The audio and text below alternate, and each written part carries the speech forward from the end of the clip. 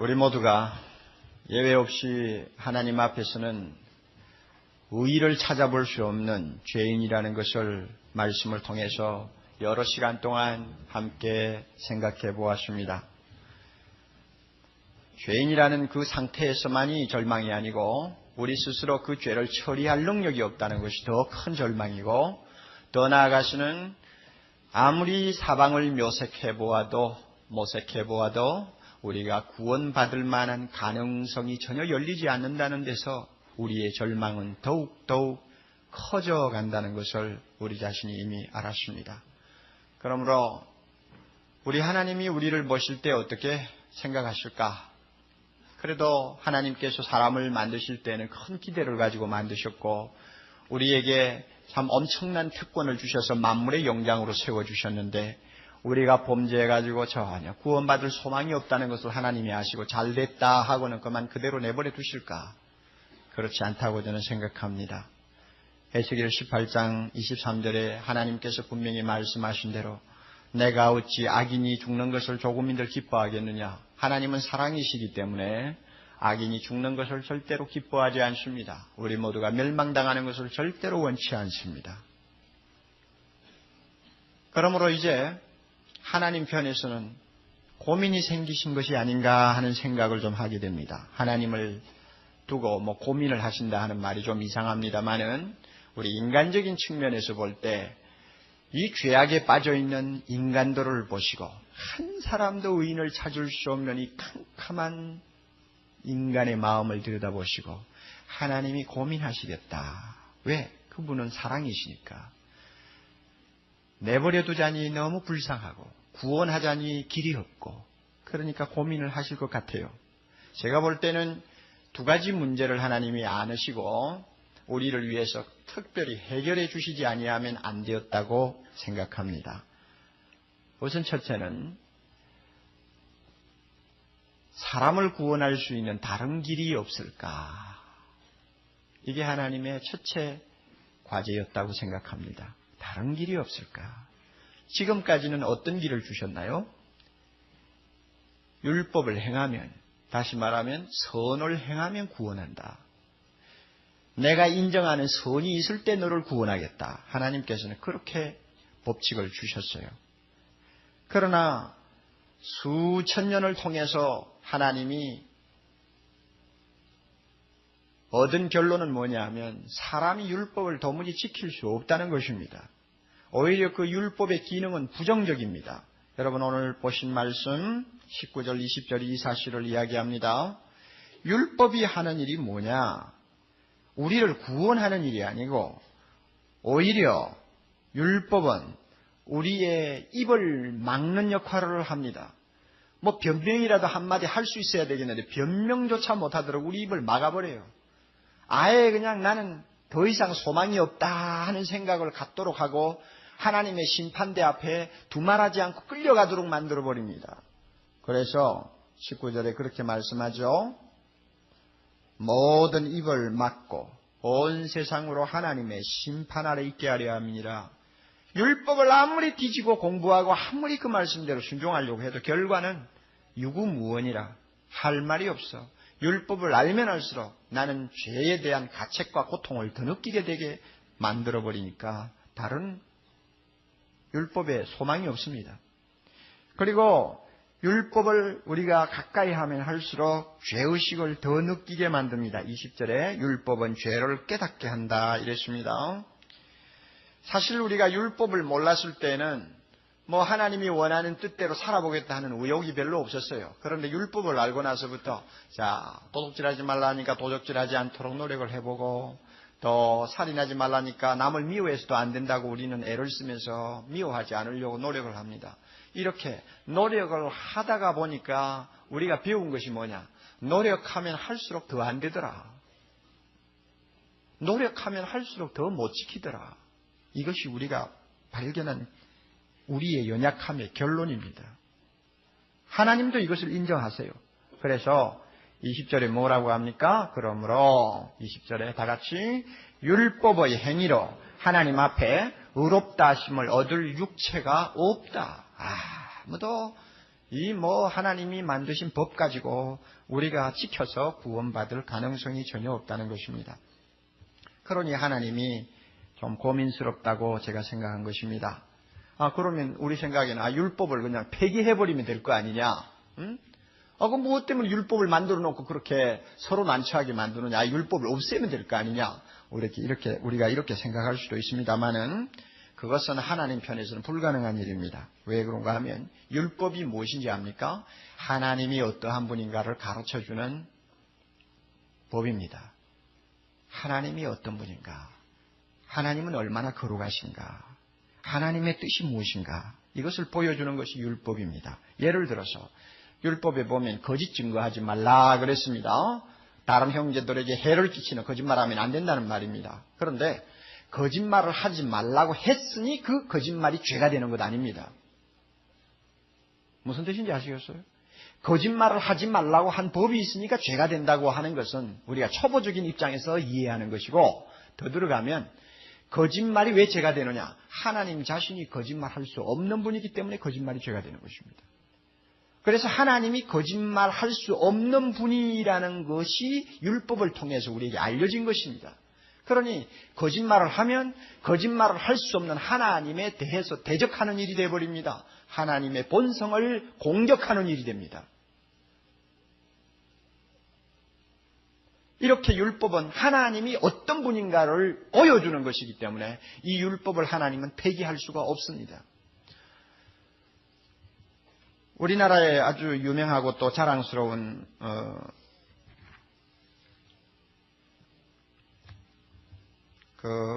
자랑스러운 곳이 하나 있죠. 가나안 농군학교라고 하는 것입니다. 한 번 다녀오신 분들은 꼭 한 번 더 가야 되겠다 생각하는 곳이고, 또 자녀들을 좀 제대로 사람답게 키우려면 꼭 한 번 보내야 되겠다 하고 생각하는 곳이 이 가나안 농군학교입니다. 그 농군학교를 처음에 창설하신 김용기 장로님이죠. 그분은 이 세상에서 제일 악한 죄가 게으름이라고 그는 생각한 사람입니다. 얼마나 게으름을 싫어하는지, 이것은 하나님 앞에 죄 중에 죄라고 믿었어요. 그러므로 본인도 평생 동안 흙을 파는 일을 게을리하지 않았습니다.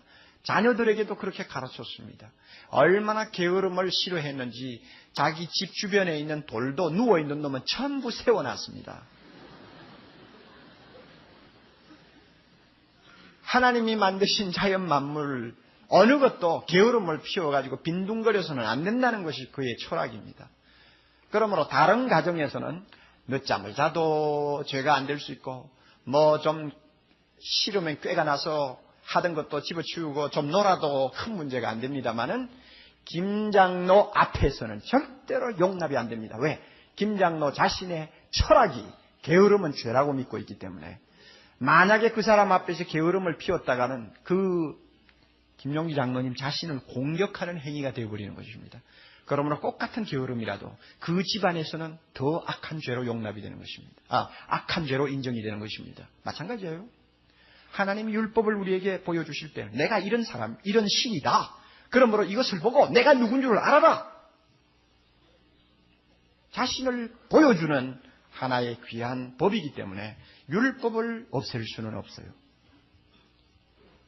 그래서 율법은 살려놓고 절망의 늪에 빠진 사람을 구하는 다른 길이 없을까? 사람은 율법을 지키지 못하는데 율법을 지키지 못해도 구원할 수 있는 길이 어디 없을까? 하나님 그걸 생각하셨다는 말입니다. 거기에 대한 해답이 오늘 읽은 본문에서 나와요. 그 다음에 또 하나님이 좀 고민스러워 하신 것이 있다면은 자신을 어떻게 정당화시킬 수 있는가 하는 문제라고 저는 생각합니다. 왜냐하면은 인간은 이미 죄로 타락해서 의인이 하나도 없다고 했지 않습니까? 하나님의 율법을 하나도 지키는 사람이 없다고 했지 않습니까? 그럼에도 불구하고 그들을 구원하려면 죄인을 무엇으로 받아줘야 합니까? 의인으로 받아주어야 합니다. 이게 하나님에게 고민이에요. 죄인임에도 불구하고 의인으로 안 받아주면 한 사람도 구원받을 수 없어요. 왜? 우리 모두가 죄인이니까. 그런데 죄인을 의인이라고 하고 죄를 의라고 거꾸로 뒤집는 일은 하나님 본성으로는 불가능한 일입니다. 하나님은 거룩하시고 공의로운 분입니다. 그는 죄를 미워합니다. 죄를 범하면 진노하시고 그 죄값을 심판으로 갚으십니다. 그러므로 자기 자신이 공정하다, 하나님 자신이 의롭다 하는 것을 나타내 보이려면 죄인은 죄인으로 취급하고 의인은 의인으로 취급하고 죄는 죄대로 벌하고 의는 의대로 보상해야 합니다. 그런데 인간을 구원하려고 하니 그렇게 해서는 안 되겠다고 말입니다. 그러면 죄를 가득히 안고 있는 사람을 의인으로 받으려면 자기가 거룩하다는 걸 어떻게 변호할 수 있습니까? 자기가 공의롭다는 것을 어떻게 증명할 수 있습니까? 이 큰 문제란 말이에요. 그래서 하나님은 죄인을 의인으로 받으면서도 자기는 여전히 의롭고 거룩하다는 것을 나타낼 수 있는 길을 찾아야 했습니다. 그래서 25절 여러분 26절 한번 봅시다. 25절 끝부분에 보면 이는 하나님께서 길이 참으시는 중에 전에 지은 죄를 누가 지었습니까? 우리가 지은 죄를 간과하심으로 간과한다는 말은 일부러 못 본 채 하는 걸 말합니다.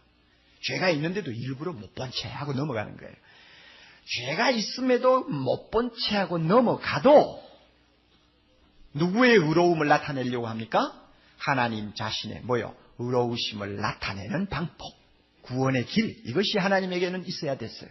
그래서 26절 곧 이때에 자기의 의로우심을 나타내면서 자기도 의로우시고 동시에 또 누구도 예수 믿는 사람도 의롭다 할 수 있는 길, 이 길을 하나님이 찾는 것입니다.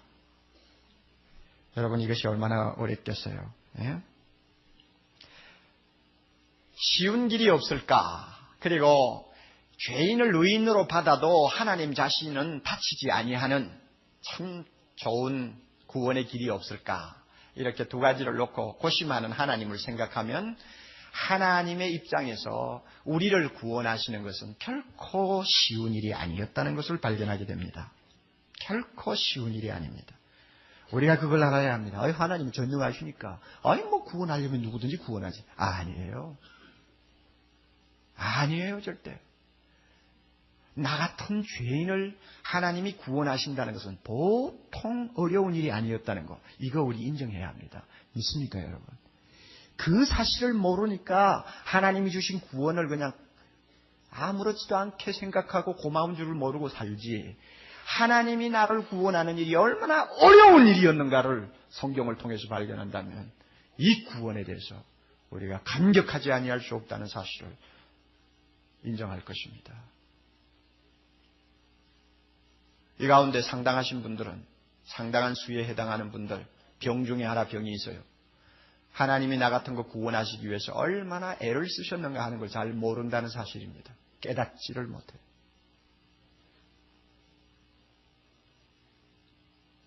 여러분 가정에서 애가 크게 무엇인가 잘못했는데 잘못한 것을 무조건 덮어두고 여러분이 그 자녀를 다시 받는다는 것이 죄 많은 우리 부모의 입장에서 얼마나 어렵다는 거 여러분 이해하시죠? 얼마나 어렵다는 거. 하물며 거룩하시고 의로우신 하나님 편에서 얼마나 어려웠을까. 우리 그거 좀 생각할 줄 알아야 합니다. 이렇게 두 가지 난제를 해결할 수 있는 구원의 길을 하나님이 드디어 우리에게 내놓으셨습니다. 이것이 하나님의 지혜인데요. 우리에게는 쉽게 구원받을 수 있고 동시에 하나님은 자기 거룩에 전혀 손상이 가지 아니하는 길, 이 길을 하나님이 내놓으셨습니다. 이것이 뭐냐면 예수 그리스도를 믿음으로 구원받는 길입니다. 이것을 하나님이 우리에게 내놓으셨어요. 21절 보면 이제는 율법 외에 하나님의 한 의가 나타났다 그랬습니다. 이제는 하는 말을 성경 해석자들은 대단히 중요하게 다룹니다.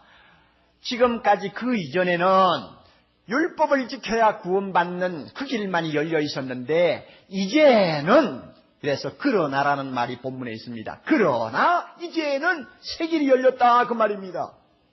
옛날에는 의를 행하고 그것이 하나님 앞에 합격이 될 때만이 구원받을 수 있었는데, 그러나 그것이 모든 인간에게 불가능하니까 이제는 하나님이 바꾸어서 새 길을 열어놓으셨다 그 말입니다. 그 새 길이 뭐냐? 하나님이 우리에게 보여주신 한 의라고 했습니다. 여기서 율법 외에 한다고 해서 율법은 이제 폐지되었다 하는 의미가 아닙니다. 율법은 그대로 남아있어요. 율법은 그대로 있어요. 율법을 지켜서 구원받는 그 길을 잠깐 하나님이 제쳐놓고 다른 길을 마련하셨다는 말입니다. 그래서 그 다른 길이 하나님이 우리에게 내어놓으신 의의 길입니다. 이것을 한의라고 합니다. 율법으로 구원받는 의의 길이 있는가 하면 예수 믿고 구원받는 의의 길이 있습니다. 그래서 한의요. 이 의의 길을 하나님이 우리에게 보여주셨습니다. 이것은 사람이 찾은 길이 아닙니다. 이것은 인간이 공상으로 만들어낸 어떤 창작이 아닙니다. 하나님 편에서 우리에게 보여주시고 나타내주신 정말로 복된 길입니다. 이것이 이제는 나타났습니다. 그래서 드디어 구약의 시대가 종결되고 신약의 시대가 시작되었고 행하면 구원받는 율법 시대에서 믿기만 하면 구원받는 복음의 시대로 넘어왔으며 옛 언약은 폐하고 새 언약으로 우리가 하나님의 은총을 입는 시대가 된 것입니다. 이렇게 예수 믿고 구원받는 이 길은 구약 시대에는 좀 모호했습니다.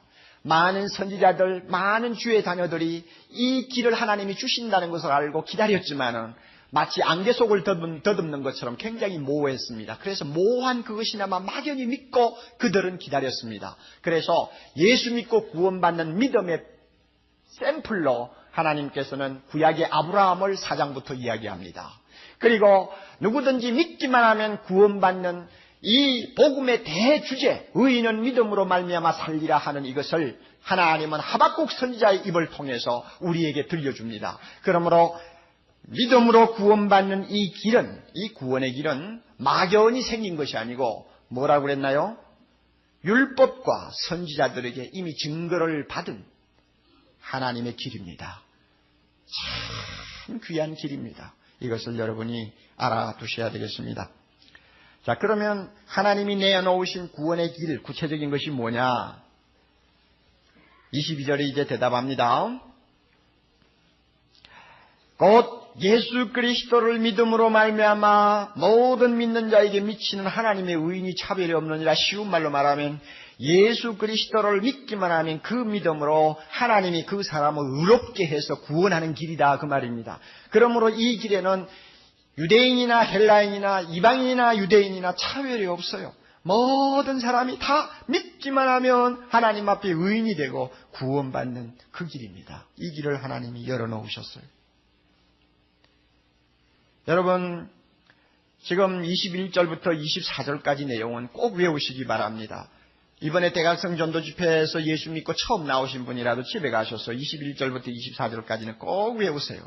외우면서 계속 생각해 보세요. 외우면 외울수록 우리 가슴 속에 생수처럼 솟는 은혜가 있을 것입니다.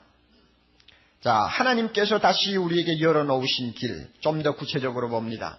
23절은 로마서 1장 17절부터 3장 18절까지의 내용을 총집약한 것이라고 말할 수 있습니다. 모든 사람이 어떻게 됐습니까? 죄를 범했습니다. 이것은 과거의 죄만 이야기하는 거 아닙니다. 범했다고 해서 이 과거 동사인데 과거의 죄만을 이야기하는 것이 아닙니다. 그 죄로 인해서 그 후에 나타나는 모든 죄까지 다 포함합니다. 왜 그런가 하면 죄를 범했기 때문에 우리 모두가 어떻게 됐나요? 하나님의 영광에 이르지 못하더니, 영광에 이르지 못하더니 하는 말은 현재 동사입니다. 지금까지도 우리는 하나님의 영광에 이르지 못하고 있어요. 그러니까 과거에 지은 죄의 결과가 지금까지 미치고 있으니까 꼭 과거 어느 때 지은 죄만을 이야기한다고 말하면 안 됩니다. 한번 아담으로부터 범한 죄가 지금까지 그 영향을 우리에게 미치고 있습니다. 그래서 결과가 어떻게 되느냐? 하나님의 영광에 이르지 못하고 있습니다. 여러분이 이르지 못한다는 말은 부족하다는 말입니다. 미치지 못한다는 말입니다. 그러면 그건 무슨 뜻이냐? 자, 하나님께서 인간을 처음에 창조하실 때 우리에게 참 자기의 영광을 나누어 주셨습니다. 그 중에 제일 중요한 건 무엇입니까? 하나님의 영광을 우리가 나누어 받았어요. 그래서 인간이 위대한 거 아닙니까? 누구 형상으로 지었어요? 하나님의 모습을 닮았다는 게 얼마나 기가 막힌 영광입니까? 예? 모든 피조물 가운데서 하나님의 모습을 닮은 피조물은 인간 외에는 아무도 없어요. 하나님의 모습을 닮았어요. 그 영광을 우리에게 주셨어요. 또 무슨 영광 주셨어요? 에덴 동산에 있으면서 누구와 함께 거닐며 누구와 함께 교제했습니까? 하나님과 함께 거닐며 하나님과 함께 교제하고 살았습니다. 얼마나 큰 영광이요. 여러분, 세계적으로 유명한 인사가 왔을 때 그 사람이 특별히 초대해서 자기와 함께 티를 마시게 되었다. 얼마나 큰 영광으로 생각합니까? 나는 누구누구하고 한자리에 앉아서 커피를 마시면서 1시간 동안 대화를 했다. 너무 시되고 좋아하죠. 그 영광이란 말이요. 하나님이 우리에게 영광을 주셨어요. 자기와 함께 거닐며 이야기 나누며 사랑을 나누며 기뻐할 수 있는 영광을 주셨어요. 또 어떤 영광 주셨습니까? 하나님이 우리에게 영광 주신 것 또 있어요. 하나님을 경배하고 그를 영화롭게 하는 영광을 주셨어요.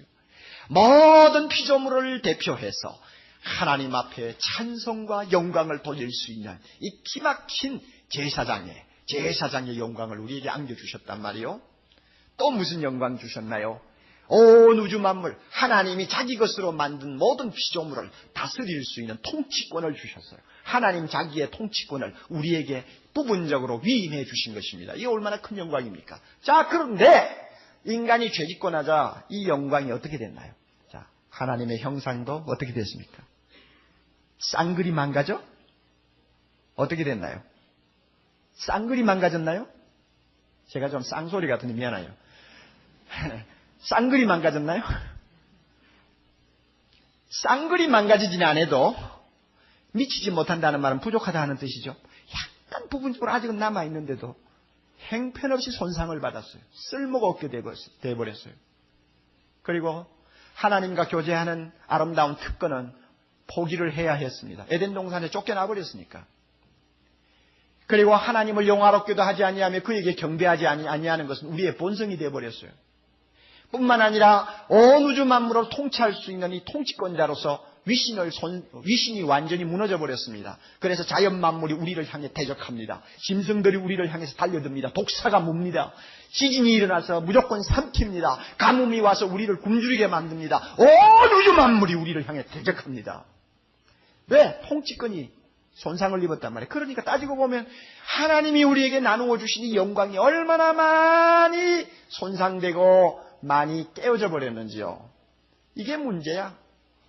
이 죄 때문에 그래요. 그런데 하나님이 이제 우리에게 이 아름다운 잃어버린 영광을 다시 회복시켜 주기를 원합니다. 이것이 뭐야? 뭔지 압니까? 구원입니다. 구원 받으면 이 영광이 우리에게 다시 돌아옵니다. 이거 지금 주시려고 하는 거예요. 자, 24절 봅시다. 이렇게 해서 하나님의 영광을 우리가 다 잃어버렸는데 하나님이 이 영광 우리에게 돌려주기 위해서 기가 막힌 방법을 택했어요. 그리스도 예수라는 하나님의 아들을 선택했습니다. 그리고 그를 어떻게 했느냐? 25절 봅니다. 그의 피라는 말이 나오죠. 이것은 무슨 뜻입니까? 예수님을 어디에 넘겨줬다는 이야기예요? 죽음에 넘겨주었다는 이야기입니다. 십자가에 못 박아 죽게 하셨다는 말입니다. 예수님을 택해서 그를 죽게 하심으로 드디어 우리를 구원하시려고 하는 놀라운 참 상상할 수 없는 계획을 하나님이 세우시고 실천하셨다는 말입니다. 이 피라는 말은 단순히 몇 방울 떨어진 피를 의미하는 것 아닙니다. 죽음으로 예수님이 희생하신 생명을 말합니다. 피는 생명입니다. 그래서 예수 그리스도가 십자가에서 우리의 죄를 짊어지고 죽으심으로 인해서 드디어 우리가 하나님 앞에 쉽게 구원받을 수 있는 길이 열렸고 동시에 하나님은 자기의 거룩함과 공의를 손상시키지 않고 죄인인 우리를 의인으로 받을 수 있는 근거를 마련하신 것입니다. 그래서 예수 그리스도의 십자가는 놀라운 하나님의 지혜요. 또 우리를 위한 축복입니다. 예수님이 죽으심에는 세 가지 중요한 은혜가 담겨 있습니다. 잘 기억하십시오. 첫째는 예수님의 죽으심은 우리에게 구속이 되셨습니다. 구속. 몇 절에 나옵니까? 24절에 나오죠. 표를 해놓으세요. 구속. 예수 그리스도 안에 있는 구속으로 말미암아 구속. 예수님은 구속이 되셨다. 이것은 노예시장에서 통용되는 말입니다. 몸값을 지불하고 노예를 해방시키는 권리를 사는 것을 의미합니다. 우리는 여러분 잘 아는 바와 같이 죄를 지었고 그 죄값을 지불하려고 해도 지불할 수가 없어요. 죄의 삭은 뭡니까? 사망입니다. 영원한 죽음입니다. 영원한 죽음을 우리가 어떻게 피할 수가 없어요. 우리가 이미 죄를 범했기 때문에 그 죄값을 받아야 되고 그 죄값으로 영원히 죽어야 합니다. 다시 말하면 지옥에 들어가서 영원히 그 죄값을 받아야 합니다. 우리는 이것밖에 길이 없어요. 그런데 예수 그리스도라는 분이 죄가 없으면서도 우리를 위해 이 세상에 찾아오셔서 내가 치루어야 할 그 죄의 값을 자기가 대신 치르기로 결심하시고 십자가에 죽으신 것입니다. 그래서 예수님의 십자가는 나를 죄에서 해방시키기 위하여 값을 대신 지불하는 대신 지불의 행위였습니다. 주님이 그렇게 하셨어요. 우리가 십자가를 생각할 때마다 나 때문에 죽었다. 저 십자가는 나를 위한 십자가다. 내가 저기에 달려야 하는데 하나님의 아들이 달렸다 생각하는 이유가, 그렇게 믿는 이유가 뭐냐? 주님이 나 대신 거기에서 내 죄를 짊어지고 너무너무 무참하게 죽으셨기 때문입니다. 그러면 여러분, 예수님이 죄값을 지불했다면 누구에게 지불한 것입니까? 오리겐이라고 하는 교부는 사탄에게 지불했다고 가르쳤습니다. 우리는 죄를 짓고 사탄의 노예가 되었다. 그러므로 사탄의 손에서 우리를 구원하려고 하면은 예수 그리스도가 십자가의 죽음으로 그 사탄에게 그 죄의 값을 지불했을 때 비로소 우리는 구원받을 수 있었다. 이렇게 가르칩니다. 그러나 여러분, 그것은 논리에 맞지 않습니다. 성경적이 아닙니다. 잘못 가르쳤어요. 사탄에게 우리는 값을 지불할 이유가 없습니다. 우리는 지불할 이유가 있을지 모르지만 하나님의 아들 되신 예수 그리스도가 사탄에게 무엇이 아쉬워서 사탄한테, 마귀에게 값을 지불합니까? 천만의 말씀. 지불할 의무도 없고 지불할 책임도 없습니다. 그러면 값을 지불했다고 했을 때 이 값은 누구에게 지불한 것이냐? 누구에게 지불한 거예요? 하나님에게 지불한 겁니다. 왜? 우리가 죄를 범함으로 누구를 제일 고통스럽게 하고 손해를 끼쳤습니까? 하나님에게 손해를 끼쳤단 말이에요. 하나님의 영광을 땅에 떨어뜨렸어요. 하나님의 마음을 아프게 했어요. 하나님을 공격하고 대적했어요.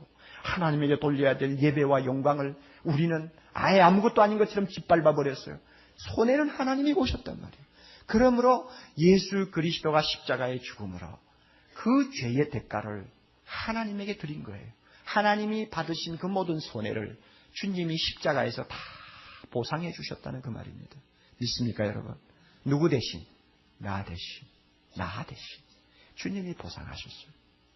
또 하나 중요한 십자가의 은혜가 있습니다. 그것은 25절에 나오는 화목제물이라는 말입니다. 예수님은 우리의 화목제물이 되셨습니다. 이것은 제사의 용어인데 하나님의 진노를 진정시키고 하나님의 진노를 거두게 하는 제사를 말합니다. 예수님은 하나님 앞에 자기 몸을 제물로 드린 화목제물이 되셨습니다. 여러분, 구약을 보면, 특별히 창세기 6장을 보면 하나님이 진노하시면 얼마나 무서운 분인가를 우리는 읽게 됩니다.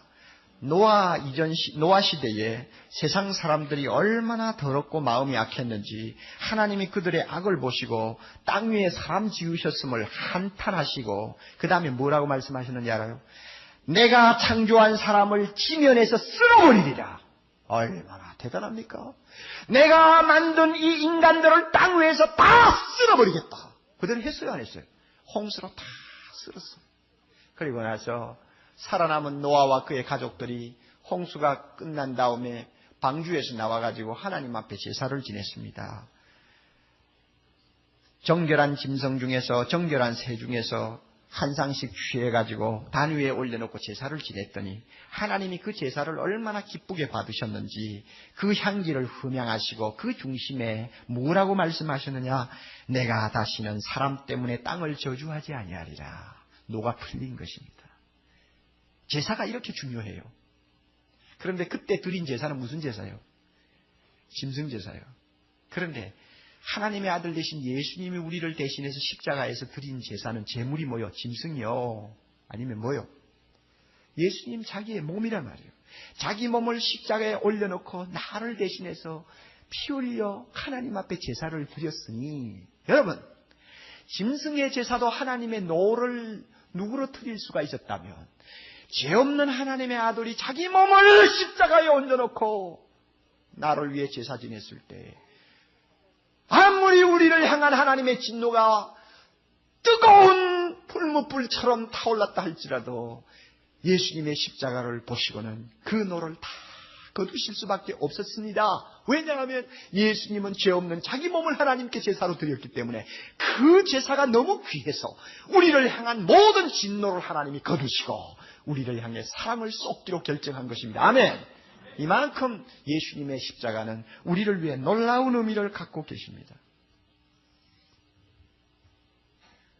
십자가를 생각할 때마다 여러분이 싱긋싱긋 웃으면서 생각하지 마세요. 여러분, 예수님의 죽음은 순교자의 죽음이 아니었습니다. 순교자들은 자기가 죽을 때 누구를 위해 죽는다고 생각합니까? 주님을 위해 죽는다고 생각했죠. 내가 죽으면 하나님 나라 가서 주님으로부터 생명의 면류관 받는다고 그들은 확신하고 기쁨으로 불 속에도 뛰어들었고 기쁨으로 칼 밑에 목을 내놨습니다. 그러나 예수님은 순교자의 죽음이 아니에요. 여러분, 예수님이 십자가에 죽으실 때 죽고 싶어 했습니까? 죽기 싫어했습니까? 대답하세요. 얼마나 싫어했습니까? 얼마나 싫어했어요. 얼마나 그 길을 피하고 싶었습니까?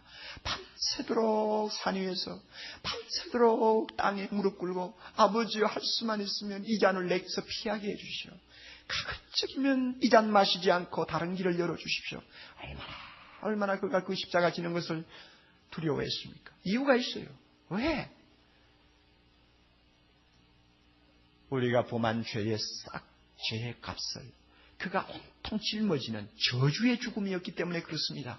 순교자와 같은 영광스러운 죽음이 아니라 수치스럽고 저주스러운 죽음을 그가 당해야 했기 때문에 그렇습니다. 우리가 지옥에서 영원히 받으면서 고통해야 될 그 하나님의 심판을 그가 홀로 당하는 죽음이었기 때문에 그랬습니다. 그러므로 우리는 주님의 십자가를 바라볼 때마다 주님이 정말로 얼마나 두려워하면서 끌려갔던 죽음이었는가를 보아야 합니다.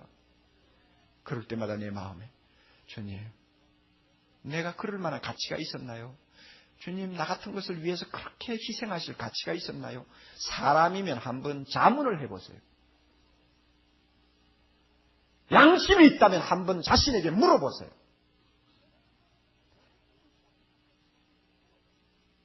내가 그만한 가치가 있나요?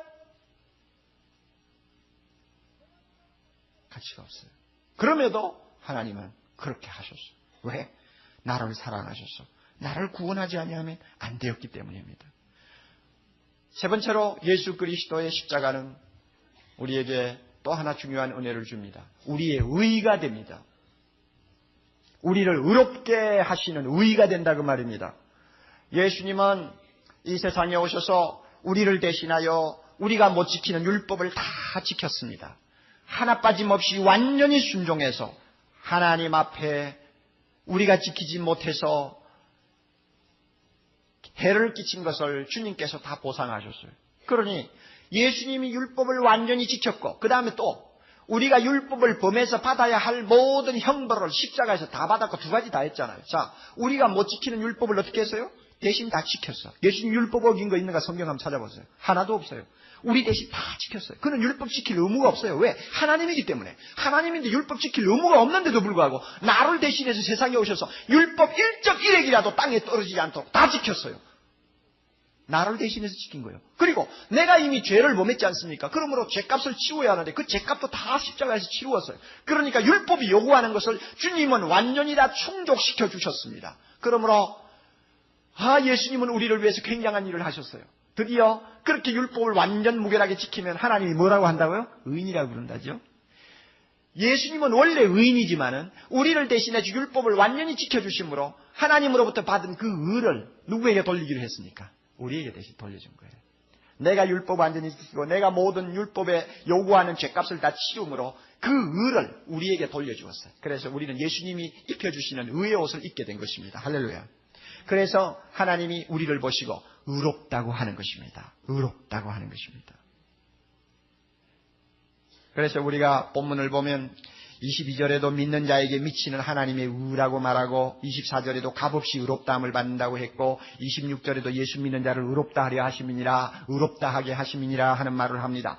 우리가 이것을 한문으로 칭이라고 하는데 이것은 누구를 무엇으로 만든다는 말이 아니고 무엇으로 취급한다는 말입니다.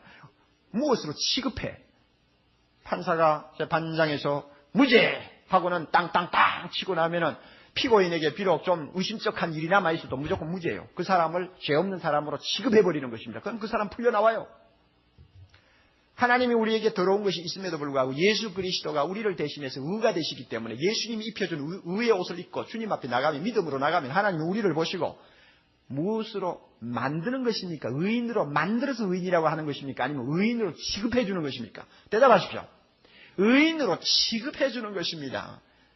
의인으로 취급받아요. 이게 얼마나 은혜입니까?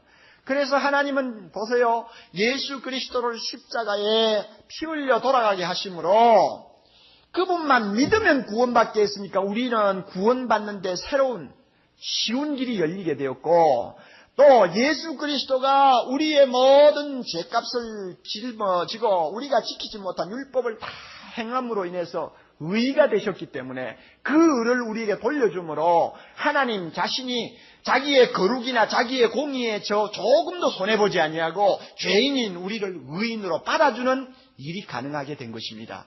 그래서 좀 어렵게 말하면 예수 그리스도의 십자가는 우리가 용서받는 길이 될 뿐만 아니라 하나님의 용서가 가능하도록 만든 하나님의 지혜가 되었습니다.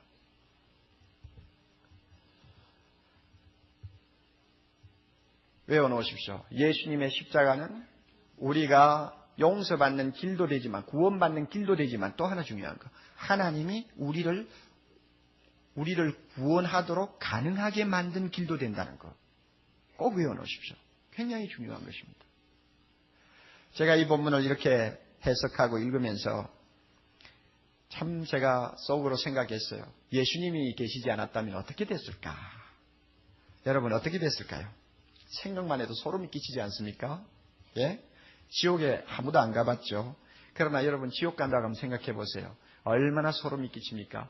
여러분 내일 모레 사형 집행 당한다고 생각하고 있는 사형수라고 생각해 보십시오. 죽음만 생각해도 가슴이 떨리고 밤에 잠이 안 올 거예요. 그런데 우리가 언제 죽을지 모르지만 우리가 이 목숨 다하면 만약에 예수가 없다면 어디로 갑니까? 한 길밖에 없잖아요. 죄의 싹은 사망이야. 그런데 이 예수가 계셔서 우리가 그 길로 가는 것을 막으셨으니 그리고 반대 방향으로 우리가 갈 수 있도록 하셨으니 얼마나 놀라운 은혜입니까? 그래서 24절 중간에 하나님의 은혜로 하는 말이 나옵니다. 은혜입니다. 앞을 보아도 은혜요, 뒤로 보아도 은혜요, 좌로 보아도 은혜요, 우로 보아도 은혜요. 자격이 없는 나에게 하나님의 아들이 되고 잃어버린 영광을 회복하게 하시고 우리를 의롭다고 인정해 주시고 영원한 영생을 소유하게 하셨으니 얼마나 은혜입니까? 얼마나 은혜입니까? 은혜라는 말이 신약 성경에는 155번이 나옵니다. 그 가운데서 바울 사도가 100번 이상을 사용했어요.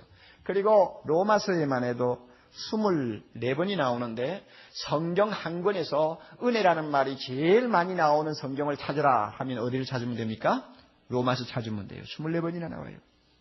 왜 그렇습니까? 은혜라는 말은 기쁨이라는 뜻을 갖고 있습니다. 기쁨이 생기게 하는, 기쁨을 일으키게 한다는 뜻이 있어요. 받을 자격이 없는 나에게 하나님이 베풀어 주신 은혜. 정말 생각하면 막 기쁨이 솟는 거죠.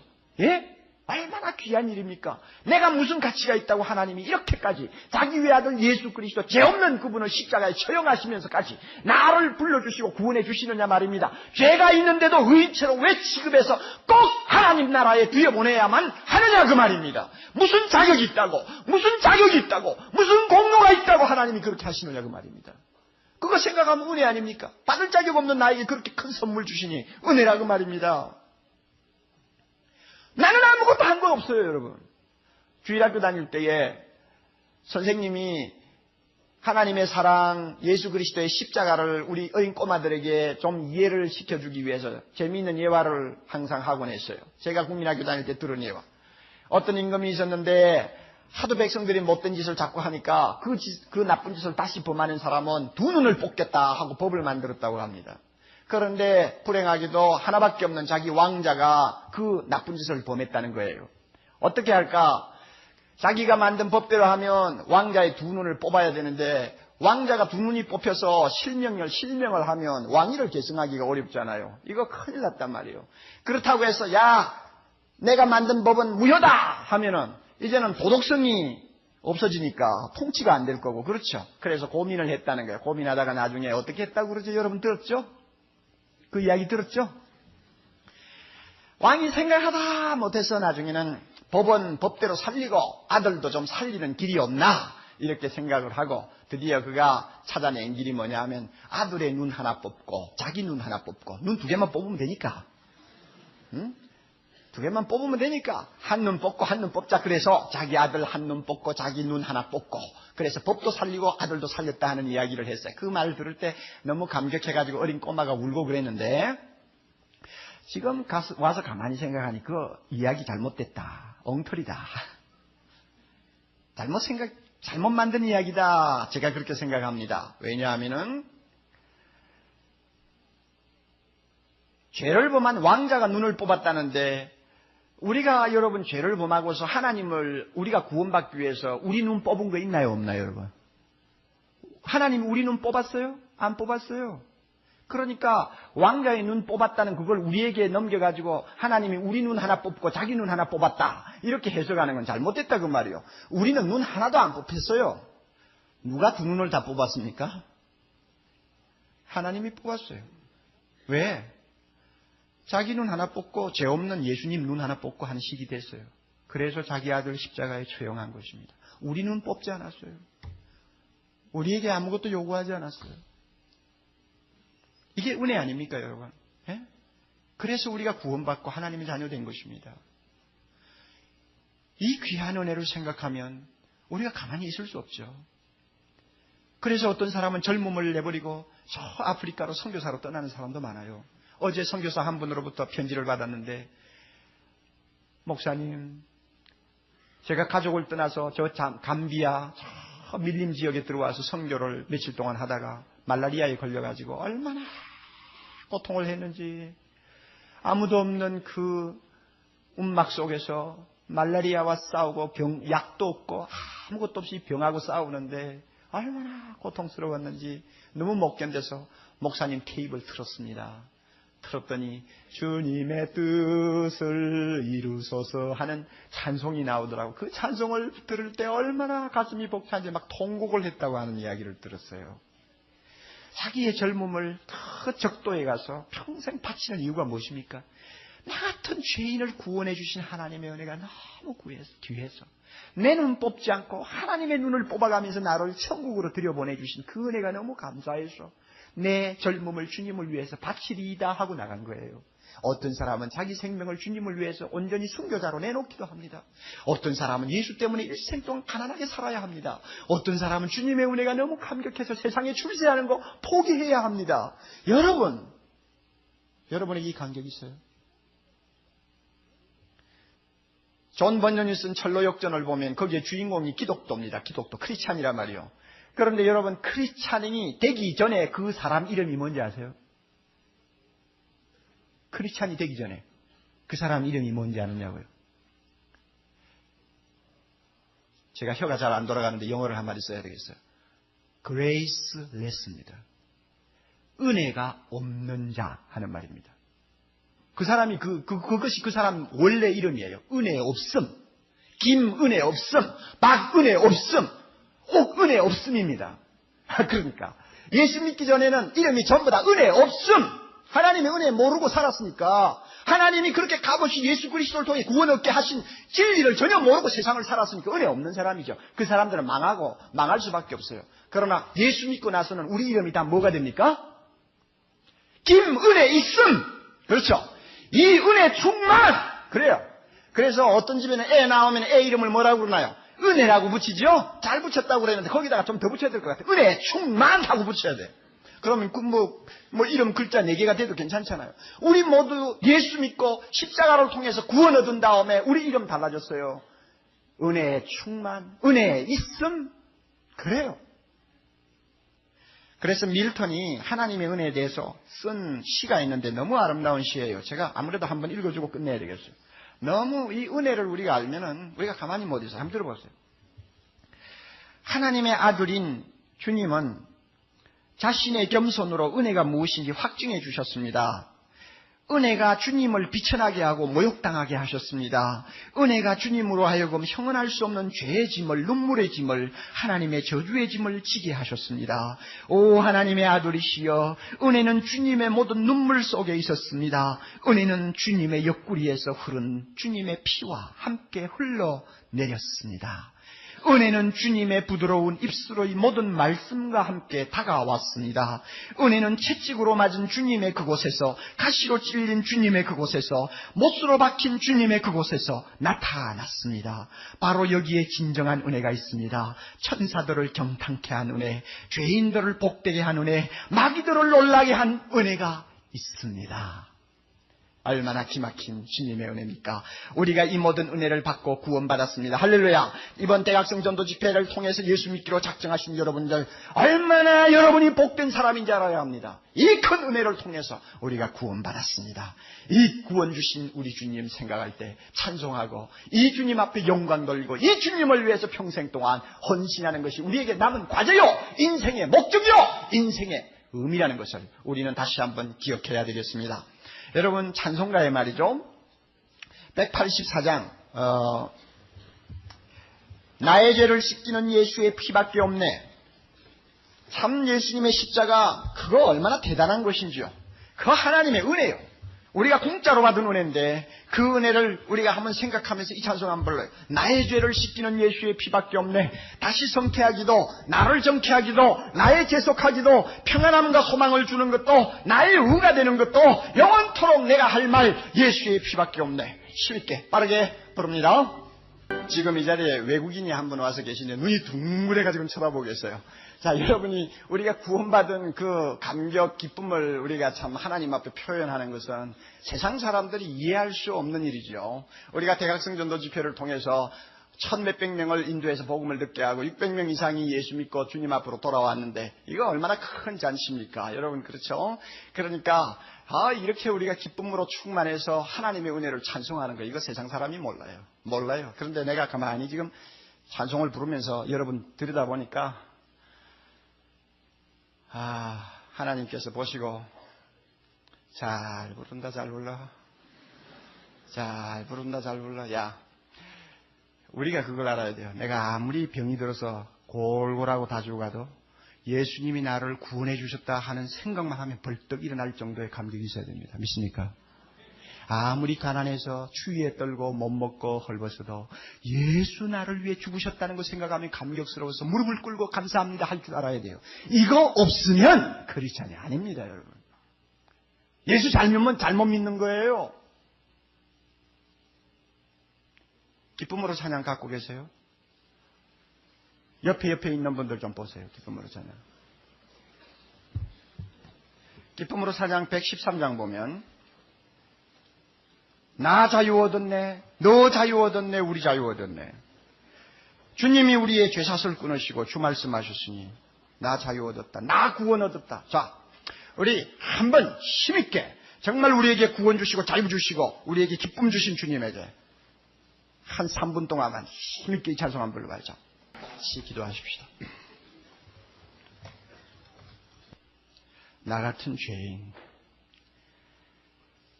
구제불능인, 하나님의 영광 다 아끼고 남아있는 것은 냄새나는 쇳덩어리뿐인 나를 하나님 무엇이 아쉬워서 이렇게 구원해 주셨는지 우리는 생각하면 생각할수록 그 은혜를 알 수가 없고 그 은혜를 감당할 수 없다는 것을 고백하지 아니할 수가 없습니다. 아버지, 오늘 예배드리고 하나님이 나 같은 것 예수 그리스도를 통해서 구원해 주신 사실을 듣고 돌아가는 모든 성도들의 가슴 속에 하나님 구원의 기쁨 다시 회복시켜 주시옵소서. 아버지여, 식어버린 그 기쁨을 다시 한번 뜨겁게 하옵소서. 아무리 내가 삶이 고달파도, 아무리 내가 몸이 불편해도, 아무리 뜻대로 만사가 잘 안 돌아가도 하나님이여 내가 구원받은 이 사실 생각하면 초가집에서도 덩실덩실 춤을 추는 자 되게 하시고 병상에서도 갑자기 일어나서 할렐루야 찬송하는 자 되게 하시고 일이 잘 풀리지 아니하는 답답한 상황에서도 나 같은 것 구원하신 주님 앞에 머리 숙여 경배하는 귀한 자녀 되도록 축복해 주시옵소서. 예수님 이름으로 기도하옵나이다. 지금부터 20년 전입니다. 제가 아끼던 친구 목사님이 암으로 사형 선고를 받고 이제 집에서 죽음을 기다리고 있었습니다. 제가 그를 몇 번 방문을 하면서 늘 지켜보는 장면이 있었습니다. 작은 방에서 머리맡에 자명종 시계를 두고 하루 종일 초침이 돌아가는 모습을 뚫어지라고 쳐다보고 있던 친구 목사님의 모습입니다. 서울대학을 나오고 CCC에서 은혜를 받은 다음 목사가 되었습니다. 그리고 저보다 빨리 개척해서 서초동에 조그마한 교회를 건축하고 200명 가까운 성도들이 모여서 재밌게 목회를 할 때였는데 하나님이 그를 데리고 가시는 것입니다. 나중에 장례식을 제가 다 치러주었습니다마는 그는 저보다 나이가 아래입니다. 초침이 돌아가는 시계를 뚫어지라고 쳐다보면서 죽음을 기다리고 있는 그의 모습, 이것은 지난 20년 동안 제 마음에서 사라지지 아니하는, 항상 자주자주 떠올리며 생각하게 만드는 아주 심오한 영상이었습니다.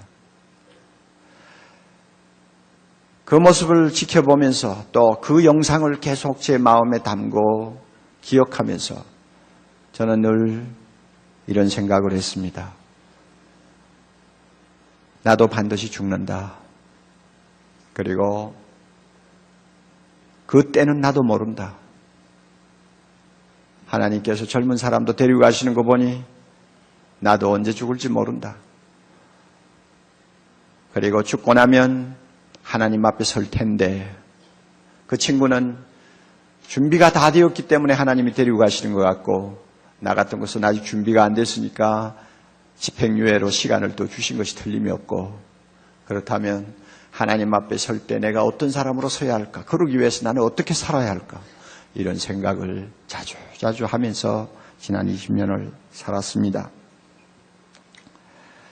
바울도 비슷한 생각을 한 것 같습니다. 오늘 우리가 읽은 본문 보면 바울은 은근히 하나님 나라에 가고 싶어하는 사람이었습니다. 쉽게 말하면 세상에 있는 육체의 장막을 빨리 벗어버리고 빨리 죽어서 예수님이 계시는 곳에 갔으면 좋겠다는 이런 소원을 갖고 있어요. 그럴 수밖에 없는 게 그 양반은 천국에 한번 갔다 온 사람이거든요. 천국이 얼마나 황홀한가를 한 100분의 1은 체험을 하고 내려온 사람이란 말이에요. 3층천에 올라가서 기가 막힌 상황을 한번 체험했기 때문에 그 나라를 그는 생각할 때마다 막 가슴이 뛰는 거예요. 그러니까 할 수 있으면 빨리 하나님이 나를 불러주셔서 주님과 함께 거하는 영원한 나라에서 살고 싶다. 이런 생각을 했어요. 그런 감정이 8절에 있잖아요. 8절에 우리가 담대하여 원하는 바가 있다면 차라리 몸을 떠나서 주와 함께 거하는 그것이라. 우리하고는 너무 다르죠. 우리는 안 죽으려고 바둥바둥 거리는데 사실 바울은 가고 싶어 했어요. 이런 참 주님 앞에 가고 싶어하는 욕망을 갖고 있으면서 동시에 바울을 긴장시키는 문제가 하나 있었습니다. 죽고 나면 하나님의 심판대 앞에 서야 된다. 그 심판대 앞에서 내가 어떤 사람이냐가 굉장히 중요한데 내가 그것을 위해서 심판대 앞에서 하나님이 인정하는 사람이 되기 위해서는 천국 가는 것도 중요하지만 이 세상에 살면서 내가 어떻게 살아야 할 것인가를 더 진지하게 고민해야 된다 하는 마음을 바울이 갖고 있었습니다. 그게 10절에 나오잖아요. 이는 우리가 다 반드시 다 같이요 그리스도의 심판대 앞에 드러나 각각 선악간에 그 몸으로 행할 것을 따라 받으려 함이니라. 죽는 것도 중요하지만은 그 다음에 하나님의 심판대 앞에서 내가 세상에 산 것을 놓고 하나님의 평가를 받는 것, 이게 너무너무 진지한 문제인데 이것을 위해서 내가 어떻게 살아야 할 것인가를 바울은 마음에 두고 고민했습니다. 10절의 말씀을 현대번역으로 더 아름답게 번역을 해놓은 내용이 있습니다. 이런 내용입니다. 장차 우리는 모두 그리스도 앞에 서서 심판을 받아야 합니다. 그때는 우리가 살아온 모습이 그분 앞에 다 드러나게 될 것입니다. 그리고 선한 일을 했든지 악한 일을 했든지 땅 위에 육체로 사는 동안에 행한 대로 보상을 받을 것입니다. 이 문제 때문에 바울은 결심을 했어요. 무슨 결심입니까? 내가 이 세상에 살 동안 하나님을 기쁘시게 하는 삶을 살고 싶다. 9절에 그렇게 나오죠. 그런즉 우리는 거하든지 떠나든지 다 같이요, 주를 기쁘시게 하는 자 되기를 힘쓰노라. 다시 한번, 그런즉 우리는 거하든지 떠나든지 주를 기쁘시게 하는 자 되기를 힘쓰노라. 아니, 세상에 살든지 더 살든지 하나님이 불러가든지 간에 우리의 목표는 주님을 기쁘시게 하는 데 있다. 그래서 이 기쁘시게 하는, 하나님을 기쁘시게 하는 일을 힘써야 되겠다. 이것이 내 앞에 지금 주어진 과제다. 바울은 그렇게 이야기합니다. 여기서 힘쓴다는 말은 필로트 무메다 하는 헬라어 용어인데요. 이 말은 그저 한번 해본다는 뜻이 아니에요. 그저 한번 좀 노력해본다는 그런 의미도 아니에요. 야망을 갖는다는 뜻입니다. 야망을 갖는다. 여러분, 야망을 가진 사람을 한번 머리에 떠올려 보세요. 대통령이 되겠다고 야망을 가진 사람이 얼마나 대단한가 여러분 아시잖아요. 다른 학생들보다도 공부 더 잘해보겠다고 1등을 꼭 하겠다고 하는 야망을 가진 학생들 얼마나 땀 흘리며 씨름하는가 보세요. 야망을 가진다. 야망을 가진 사람은 남보다도 더 피눈물 나는 노력을 하게 돼 있잖아요. 여기서 힘쓴다 하는 말은 바로 이런 뜻입니다. 바울은 야망을 가졌어요. 어떤 야망이냐? 하나님을 기쁘게 하는 인생 한번 살고 싶다. 천국 가서 행복하게 사는 것도 중요하지만 그 전에 하나님이 나를 이 세상에 남겨놓은 몇십 년 동안 하나님을 기쁘시게 하는 일에다가 내 삶의 초점을 맞추고 그것을 나의 야망으로 삼고 내 인생 한번 뛰어보겠다 하는 생각을 한 거예요. 왜? 나중에 하나님의 심판대 앞에 섰을 때 내가 그렇게 살다가 가야 하나님이 내 인생을 놓고 칭찬하시고 기뻐하시는 것을 볼 테니까 그것만이 나에게 중요하다. 바울이 그렇게 생각한 것입니다. 우리가 하나님의 심판대 앞에 서면 세상에서 우리가 경험했던 것, 세상에서 우리가 쌓았던 것, 세상에서 우리가 얻었던 모든 명성 다 아무것도 아닙니다. 오직 하나님을 기쁘게 한 것만이 남습니다. 여러분 이거 믿으세요? 믿으시나요? 진짜 믿으시나요? 하나님 앞에 가면 하나님을 기쁘시게 한 것만이 남습니다. 나머지는 다 없어져요. 요즘 참 안타까운 모습을 우리가 신문과 화면을 통해서 보지 않습니까?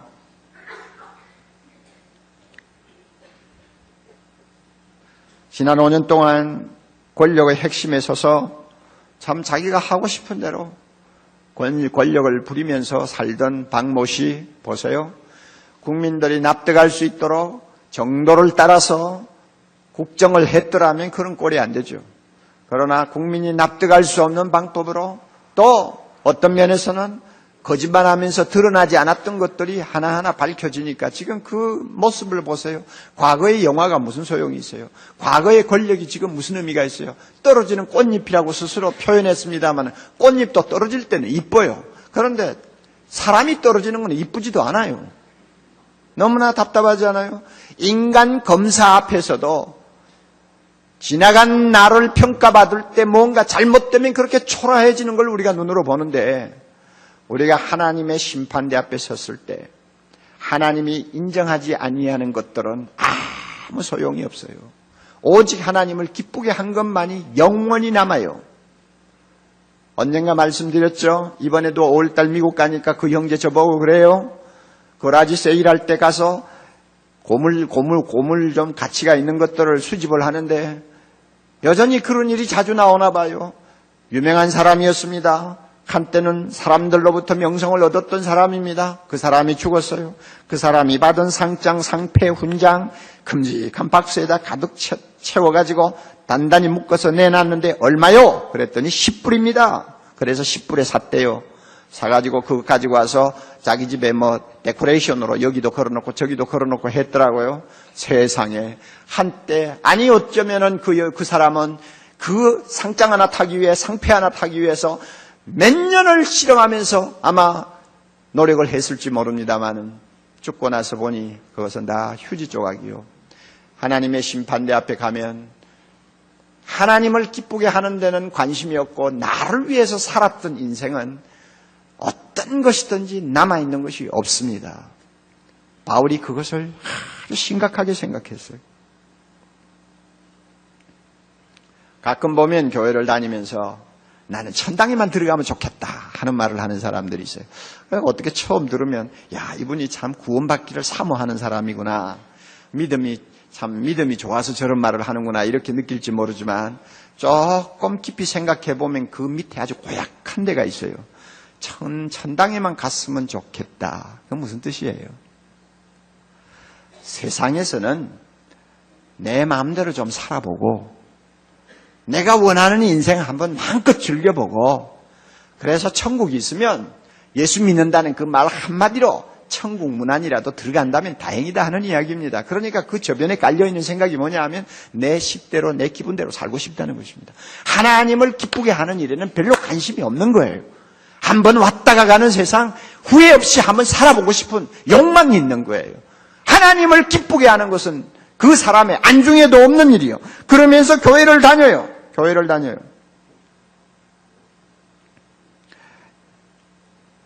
하나님을 기쁘게 하기 위해서는 값을 지불해야 할 때가 많이 있거든요. 노력을 해야 되거든요. 어떤 면에는 자기를 포기해야 될 때도 있거든요. 그러니까 이것이 부담스러운 것입니다. 그러니 그것을 일단 제쳐놓고 내가 원하는 인생 살면서도 구원받았으면 좋겠다 이런 소리 하는 거예요. 여러분 이런 분들이 천국에 들어갈 수 있을까요? 글쎄 제가 단적으로 말하기는 어렵습니다만 굉장히 회의적입니다.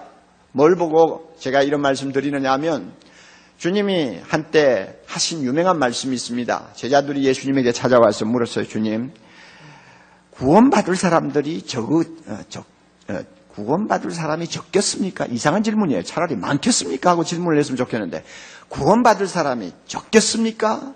그러니까 그 뒤에는 또 이어야 될 질문이 있죠. 많겠습니까? 적겠습니까? 이 질문이에요. 그 질문을 받은 주님께서 매우 심각한 말씀 한마디 하셨어요. 누가복음 13장 24절입니다. 좁은 문으로 들어가기를 힘쓰라고 그러죠. 좁은 문으로 들어가기를 힘쓰라. 내가 너희에게 이르노니 들어가기를 구하여도 못 들어가는 자들이 많음이라. 가만히 들어보세요. 좁은 문이라고 그래요. 예수 믿고 신앙생활하는 것을 좁은 문이라고 주님이 표현합니다. 예수 믿기는 쉬워요. 평안할 때 예수 믿는 거 어렵지 않아요. 무슨 값을 요구를 합니까? 아니면 무슨 선한 공로를 요구합니까? 하나님께서는 값없이 우리를 보고 믿으라고 하셨기 때문에 누구든지 예수님이 하나님의 아들이요 나의 구원자라고 믿고 고백하면 되는 거예요. 예수 믿기는 쉬워요. 그러나 예수 믿은 다음의 신앙생활은 좁은 길이요 좁은 문입니다. 주님이 그렇게 말씀하셨어요. 그래서 사람들이 그렇게 많이 안 들어가요. 왜 좁은 문일까요? 예수 믿고 난 다음에 우리의 관심은요 천국에만 들어가면 좋겠다가 아닙니다. 그런 유치한 생각을 하는 거 아니에요. 나 같은 죄인을 구원해 주신 하나님께 어떻게 하면 보답하는 인생을 살까? 이게 주된 관심사요 우리의 화두가 됩니다. 큰 죄악에서 건지신 하나님, 감히 하나님 앞에 설 수 없는 더러운 것을 주께서 이렇게 구원해서 하나님의 영광스러운 자녀를 삼으시고 하늘에 있는 모든 축복을 값없이 안겨주셨는데 이 귀한 은혜를 받은 내가 한 생을 살면서 이 은혜를 조금이라도 보답하려면 어떻게 살아야 될까? 어떻게 하면 하나님을 기쁘시게 할까? 이것이 항상 관심사예요. 이 관심사대로 살려면 입으로 주여 주여만 해가지고 안 되거든요. 자기를 부인해야 되거든요. 자기의 십자가를 지고 주님을 따라갈 때도 많이 있거든요. 어떤 때는 생명과 바꾸는 위기를 만날 수도 있습니다. 그런 값을 지불하면서 하나님을 기쁘시게 하기를 원하는 것이 신앙생활이기 때문에 이것은 좁은 길이에요. 아무나 들어갈 수 있는 길이 아니에요. 그러므로 주님의 대답은 간단합니다. 주님, 천국에 들어갈 자가 많습니까? 적습니까? 주님은 많지 않을 것 같다. 주님의 대답이에요. 여러분, 우리 남을 정죄하는 거 아니에요. 양심적으로 이야기해 봅시다. 오늘날 한국에 예수를 믿는다는 사람이 수백 명, 어떤 수치를 보면 1000만 명이 넘는다고 그러잖아요. 이런 사람들이 그저 다 천국 들어간다고 생각할 수 있습니까? 큰일 나죠. 큰일 나죠. 그런 사람들 들어갔다가는 천국 오염시켜가지고 살지도 못하게 만들 것 같아요. 여러분 그러잖아요. 이름만 예수 믿는 사람이지 실제 삶을 보면은 얼마나 추악한 냄새를 피우는 사람들이 많아요. 그래가지고도 하나님 나라 들어간다고 우리가 생각할 수 있어요? 그런 사람들이 들어가서 제멋대로 사는 데가 천국이 될 수 있습니까? 주님께서는 그렇게 우리를 보고 말씀하시지 않아요. 신앙생활이 뭡니까? 좁은 문을 들어가서 험하고 협착한 길을 걸어가는 것이 신앙생활입니다. 왜 험한 길입니까? 하나님 기쁘게 하기를 소원하는 길이기 때문입니다. 믿습니까, 여러분? 이게 신앙생활이에요. 여러분, 이 길을 지금 가고 있는 사람인지 그것이 귀찮아서 그냥 많은 사람들이 걸어가는 넓은 길을 그냥 걸어가면서 입으로만 할렐루야 하는 사람인지 우리 자신을 한번 돌아보자 그 말이에요.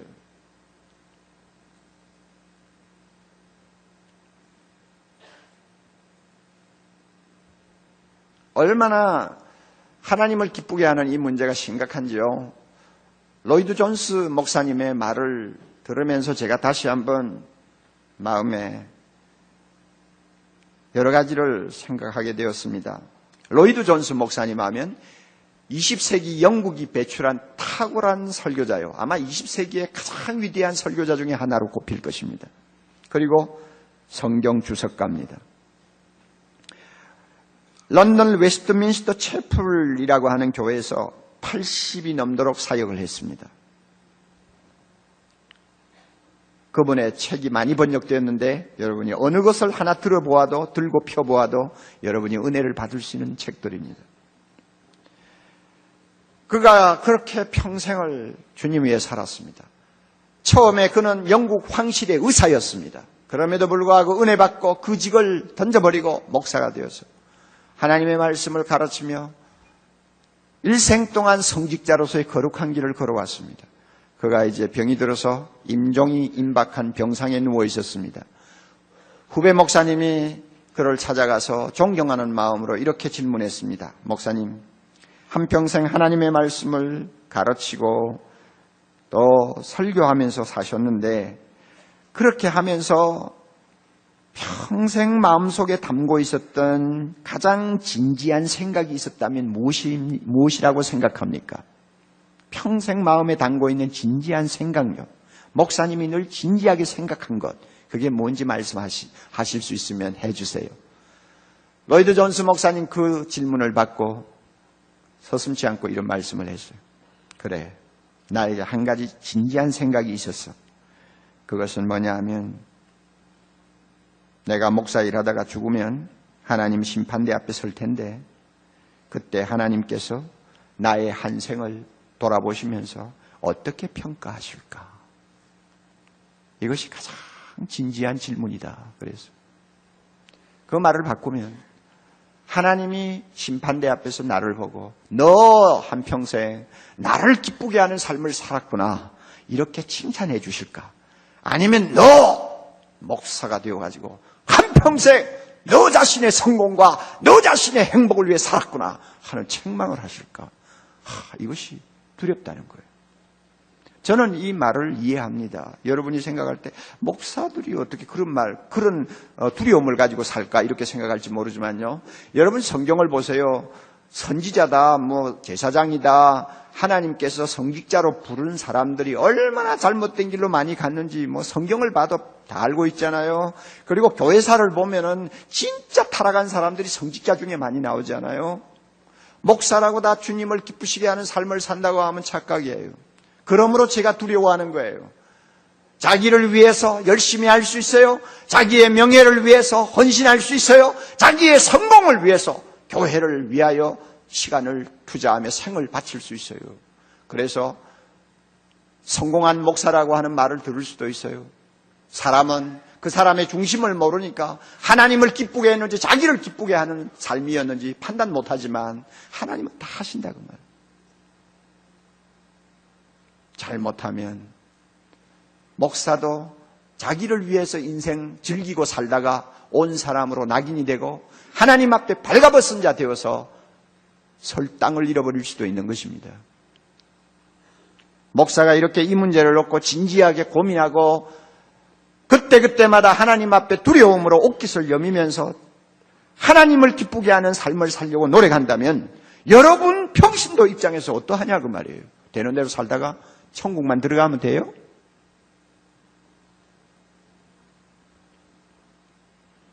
오늘 제가 이렇게 설교를 하니까 여러분 굉장히 진지하고 또 어떻게 보면 얼굴이 굳어 있는데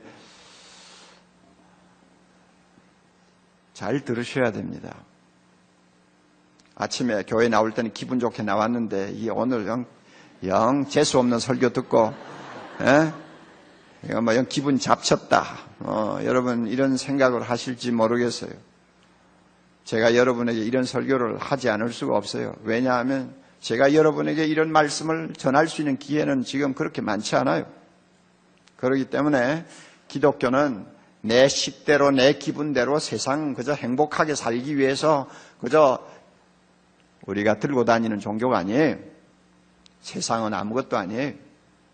기독교의 중심은 영원한 나라에 있어요. 거기 가서 내가 어떤 사람이냐가 중요한 거예요. 이 세상은 연습이에요. 이 세상은 나그네예요. 이 세상은 여행하는 곳이에요. 리허설하는 곳이에요. 여기서 리허설을 하면서 하나님을 기쁘시게 하는 삶을 살았다면 영원한 나라에 가서 영원토록 하나님을 기쁘게 하는 행복한 자가 될 수 있고, 이 세상에서 리허설을 하면서도 자기를 위해서 살았다면 그 사람은 하나님 나라에 들어갈 수가 없어요. 그런 사람은 천국에서 용납이 안 되니까요. 그러면 자, 우리가 어떻게 하면 하나님을 기쁘시게 하는 사람이 될 수 있을까요? 두 가지로 생각합시다. 첫째로요, 하나님이 기뻐하시는 사람이 되어야 합니다. 인격이 되어야 합니다. 하나님이 기뻐하시는 사람요. 여러분, 자녀를 낳으면 우리 참 그의 자녀를 키우는 또 재미가 있지 않습니까? 그거 참 재롱을 피우는 거 보면 이놈이 제 밥그릇 노릇하는구나 이런 생각하잖아요. 그래서 애들을 키우는 것은 희생이 아닙니다. 부모를 위해서 너무너무 하나님이 좋은 선물을 자녀를 통해 주셔요. 그래서 세상 사는 재미를 우리가 느끼지 않아요? 애를 키우면서요. 그런데 자녀를 키우는 부모의 심정, 가장 바라는 것이 무엇입니까? 물론 나중에 성공하는 자가 되기를 원하고 유명한 사람 되기도 원하지만은 그거보다 더 중요한 것은 부모가 볼 때 참, 저거 대먹었구나. 누가 생각해도 인격자로 존중받는 사람 되기를 원하죠. 이게 부모의 심정이에요.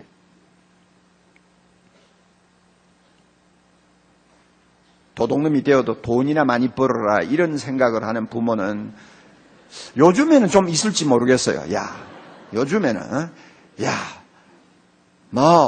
로또라도 당선이 돼서 좀 돈이나 벌어라 이런 생각을 하는 사람이 있을지 모르지만 진짜 자녀를 제대로 사람 만들려고 키우는 사람은 그런 거 속된 생각 안 합니다. 사람답게 살아라. 사람답게 대우받는 사람 되라. 이런 생각하잖아요. 제가 요즘에 최근에 출판된 클린턴 대통령 부인 힐러리 여사의 자서전을 읽고 있어요. 제가 그것을 읽는 이유가 있습니다. 그렇게 재미있는 책은 아니에요. 세계를 지금 지배하고 있는 미국의 중산층 사람들의 그 성장 과정, 그리고 미국 지도자들의 사고의식, 이런 것이 좀 들여다보고 싶었어요. 내가 그런데 경험을 해본 일이 없으니까. 때 그 자서전 같은 것을 읽으면은 그 사람들의 가치관이라든지 사고의 방법이라든지 세계를 보는 안목이라든지 이런 것을 좀 들여다볼 수 있거든요. 그래서 제가 힐러리 여사의 그 자서전이 뭐 우리나라에서 출판이 되자마자 사가지고 와서 읽고 있어요. 그런데 힐러리 여사의 아버지는 1930년대 살인적인 미국 대공황을 겪은 사람입니다. 그러니까 막 완전히 경제가 밑바닥에 떨어져서 그날 하루 그냥 먹고 사는 것도 기적이라고 할 만한 그런 어려운 가정을 거친 사람이에요. 그래서 힐러리 아버지는 제일 무서워하는 것이 가난입니다. 가난의 그 잔인함을 그가 뼛속 깊이 체험을 했기 때문에 그에게는 자기도 모르게 자녀에 대한 소원이 있었어요. 딸 하나에 아들 둘인데 이 자녀들에게 소원이 있었어요. 어떻게 키울 것이냐. 전략하는 사람, 낭비하지 않고 전략하는 사람, 그리고 스스로 자립할 수 있는 강한 사람, 이런 사람으로 키워야 되겠다. 이게 자녀를 향한 아버지의 마음이었어요. 그러므로 얼마나 그 딸을 철저하게 자기의 그 생각대로 키웠는지요. 어릴 때 양치질을 하다가 그 치약의 뚜껑을 그냥 열어놓고 내버리고 나가면 그 다음에 아버지가 들어와서 그걸 보고는 치약을 창밖에 던져버렸어요. 그러면 그 다음에 딸애가 양치질을 하려면 창밖에 나가서 그 숲을 속에 어디에 빠졌는지 모르는 그 치약을 찾아서 한참 헤매가지고 들고 와서 양치질을 하게 만들었어요. 왜? 뚜껑을 열어놓으면 치약이 흘러나와서 낭비가 된다는 거죠. 어려서부터 그렇게 하면 안 된다 그거예요. 그러니까 지금도 그때 배인 그 습관 때문에 힐러리 여사는 무슨 주스를 하나 마시고도 남으면은 위에다가 비닐로 딱 덮어서 넣어놨다가 다시 내서 다시 마신다고요. 자립하는 정신을 아버지가 키우기를 원했기 때문에 13살 먹는 딸내가 학교를 다니면서도 아르바이트를 했어요. 어디 갖다 내놔도 남 기대지 않고 스스로 설 수 있는 사람. 이게 힐러리 여사 아버지의 자녀에 대한 소망이었어요. 부모는 누구나 자녀들에게 이런저런 소망을 갖고 있어요. 하나님도 마찬가지예요. 하나님이 우리에게 원하시는 소망이 뭔지 아세요? 자기 형상을 닮은 사람이 되기를 원합니다. 자기 형상을 닮은 사람. 다른 말로 바꾸면 자기 아들인 예수님을 닮은 사람이 되기를 원합니다. 우리가 예수님을 닮아 하나님의 형상을 우리에게서 나타내 보일 수만 있다면 하나님은 우리를 보실 때마다 기뻐하시고 우리를 보실 때마다 즐거이 부르실 것입니다. 하나님이 원하는 사람이에요. 그래서 처음에 창조하실 때도 우리를 만드실 때도 자기의 형상대로 우리를 만드셨잖아요. 창세기 1장에 가서 보면 우리의 형상대로 우리의 모양대로 사람을 만들자. 그래서 이 세상 모든 피조물 가운데서 하나님의 형상을 닮은 사람은 인간뿐입니다. 그러므로 인간이 존엄합니다. 인간이 참 영광스러운 존재입니다. 그러나 죄로 인해서 우리는 이 형상을 잃어버렸어요. 이 형상이 파괴되어 버렸어요. 그리고는 하나님을 닮기보다 마귀를 닮는 존재가 되어버렸어요. 들판에서 형제가 일하다가 형이 돌멩이를 들고 동생을 그냥 잔인무도하게 때려 죽이는 그런 일을 해도 눈 하나 깜짝하지 아니하는 마귀와 같은 우리의 모습을 보시고 하나님이 얼마나 슬퍼하시는지 100년 200년 슬퍼하셨어요. 1000년 2000년 슬퍼하셨어요. 오래오래 슬퍼하시면서 이대로 두어서는 안 되겠구나. 다시 나를 닮은 거룩한 형상을 닮은 거룩한 사람으로 만들어야 되겠구나 작정하시고는 자기 아들 예수님을 세상에 보내셨습니다. 그리고 우리의 모든 죄를 예수님에게 짊어지우시고 그분이 우리를 위하여 십자가에 죽으셔서 우리의 모든 죄와 허물과 저주를 그 몸에 다 받게 하시고 우리로 하여금 하나님의 형상을 다시 회복하고 예수님처럼 되는 거룩한 구원의 길을 열어주셨습니다. 할렐루야. 이래서 우리 모두가 예수 믿었잖아요. 그래서 예수 믿은 우리에게 하나님이 원하시는 거 있으면 원래의 형상을 회복하는 것입니다. 그 원래의 형상을 회복하려면 예수님을 닮아야 합니다. 왜? 예수님은 보이지 않는 하나님의 형상이기 때문입니다. 이 일을 위하여 하나님은 우리에게 성령을 주셨습니다. 성령이 우리 안에 거하십니다. 할렐루야. 그리스도의 영이 없으면 그리스도의 사람이 아닙니다. 저와 여러분이 다 성령을 모시고 삽니다. 성령이 우리 안에 거하십니다. 성령이 우리 안에 거하시면서 하시는 일이 뭔지 아세요? 죽음을 이기시고 부활하신 예수님이 영으로 우리 안에 거하시도록 합니다. 그래서 우리는 성령 모시고 살면서 예수님과 함께 사는 사람이 되었습니다. 할렐루야. 그래서 내가 산 것이 아니요 내 안에 누가 사세요? 예수님이 사는 자가 되었어요. 그리고 성령은 우리 안에 예수님을 함께 동행하도록 함께 예수님을 모시고 살도록 했기 때문에 자연적으로 따라오는 사건이 하나 있어요. 그건 뭐냐면 우리로 하여금 예수님을 계속 닮도록 은혜를 주시는 것입니다. 할렐루야.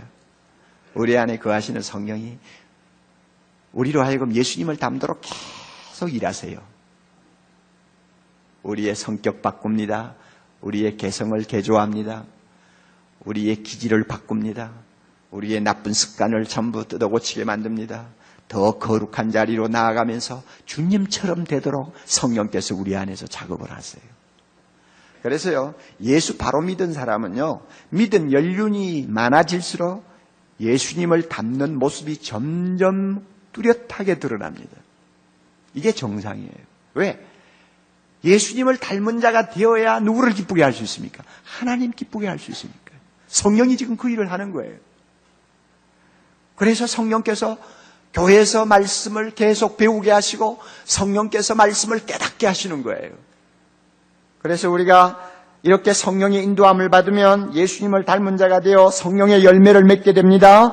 갈라디아 5장 22절 보면 성령의 열매가 9가지 나오는데요. 그 9가지를 다 보태면 예수님 닮은 사람의 인격이 그대로 형성이 됩니다. 성령은 우리로 하여금 예수님처럼 사랑하게 만듭니다. 성령은 우리로 하여금 예수님처럼 항상 기뻐하게 만듭니다. 성령은 우리로 하여금 예수님처럼 화평하게 만듭니다. 성령은 우리로 하여금 예수님처럼 오래 참게 만듭니다. 성령은 우리로 하여금 예수님처럼 친절하게 만듭니다. 성령은 우리로 하여금 예수님처럼 선하게 만드십니다. 성령은 우리로 하여금 예수님처럼 성실한 사람 되게 합니다. 성령은 우리로 하여금 예수님처럼 온유한 자가 되게 합니다. 성령은 우리로 하여금 예수님처럼 절제하는 자가 되게 합니다. 우리를 이렇게 만들고 계세요. 그래서 나도 모르게 누구를 닮아가요? 예수님을 닮아가는 거예요. 예수님을 닮아가는 우리를 보시고 하나님이 기뻐하시는 것입니다. 여러분 지금 어떻습니까? 하나님, 저는 예수님을, 우리 하나님을 기쁘시게 하는 삶을 살고 싶은데요. 그렇게 하기 위해서는 예수님이 참으셨다지요. 저도 참을게요. 싫지만은 참아볼게요. 하나님, 제가 하나님 기쁘시게 하기를 소원하는데 이런 야망이 있어요. 그런데 예수님이 용서하셨잖아요. 그렇다면 나도 예수님을 닮아서 용서할 수 없다고 생각되지만 한번 용서할게요. 이런 식으로 사는 거예요. 자꾸 나도 모르게 바뀌는 거예요. 할렐루야! 그래서 예수 잘 믿는 사람 옆에 가면 편안해요. 왜? 예수님을 닮은 구석이 많이 있거든요. 우리 모두가 그런 사람이 되면 얼마나 좋겠어요. 하나님이 얼마나 기뻐하실까. 글쎄 여러분이 옥목사를 보고 좀 그렇게 느꼈으면 좋겠어. 예수님 좀 닮았다. 여러분이 좀 그렇게 인정을 해줄 수만 있으면 참 좋을 것 같아요. 그런데 인정이 잘 안 되더라고요. 어디 가서 물어보니 저 예수님 좀 닮은 것 같아요. 글쎄요 하고 씩 웃고 있어요. 그런데 저는 믿어요. 겉으로는 뭐 드러내 보이기가 어렵지만 내면으로 예수님 많이 닮아가고 있다고 저는 믿습니다. 왜냐하면 내 안에 누가 계세요? 성령이 계셔서 예수님을 항상 닮도록 작업하고 있거든요. 그러니까 내가 성령의 역사를 거부하지 않는 이상은 나도 모르게 날마다 예수님 닮아가는 거예요.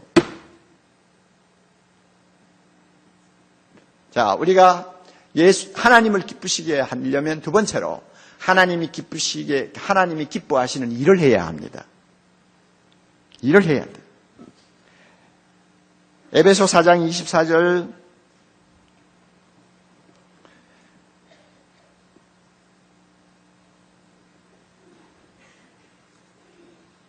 에베소 4장 24절이 아니고 골로새 1장 10절.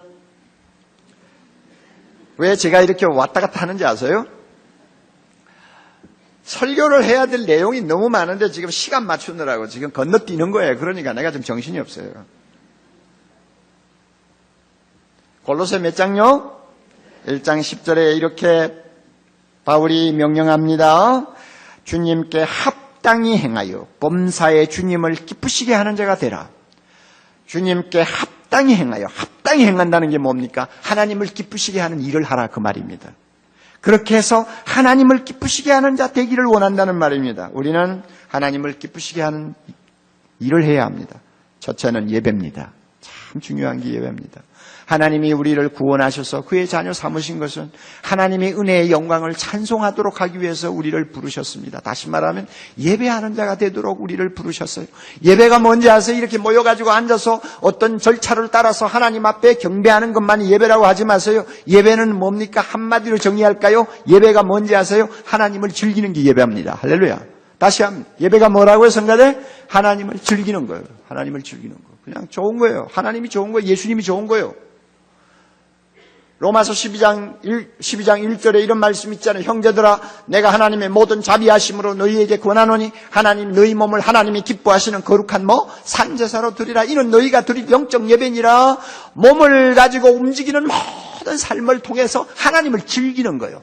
운전할 때도 하나님이 좋아요. 그래서 나도 모르게 찬송해요. 설거지를 하면서도 나 같은 것을 구원해 주신 주님을 생각하면 너무 감격스러워서 입으로 자기도 모르게 주님 고맙습니다 하면서 눈물이 글썽글썽 할 때가 있는 거예요. 이게 다 예배입니다. 하나님을 즐기는 거죠.